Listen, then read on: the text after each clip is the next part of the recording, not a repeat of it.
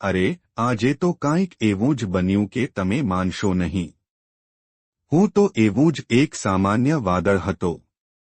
વરસાદના થોડા છાંટા પાડવાની ઉત્સુકતા સાથે આકાશમાં હળવાશથી ફરતો હતો.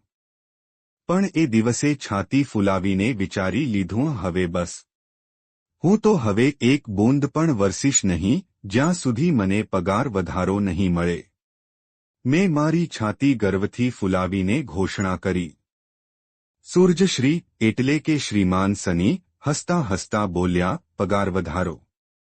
તું તો વાદળ છે. પણ હું તો ગંભીર હતો. આખો દિવસ વરસાદ પાડ્યા પછી કોઈ કદર પણ ના કરે અને એક પણ રજાનું નામ નહીં. હું આકાશમાં જ અડગ રહ્યો, સૂરજને ઢાંકીને શ્રીમાન સનીની ઝંઝાટભર્યા ચહેરા સામે ઊભો રહી ગયો. અરે નિમ્બસ, ચાંદવી બિંદુઓને તારી જરૂર છે. સની વિનંતી કરતા હતા.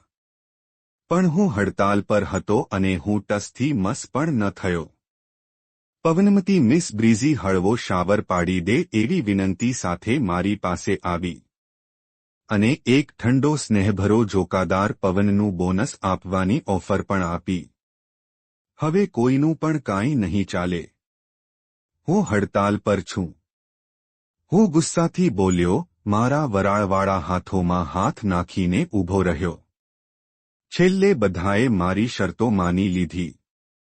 દર મહિનાએ વધારાના થોડાક ફૂલેલા કમ્યુલ્સ મળવાનું વચન મળ્યું. મારો વિજય થયો. અને પછી હું ખુશખુશાલ થઈને વરસ્યો. સૂકા ખેતરોને જીવંત કર્યો અને ખરા અર્થમાં ફાયદાવાળું વાદળ બન્યો.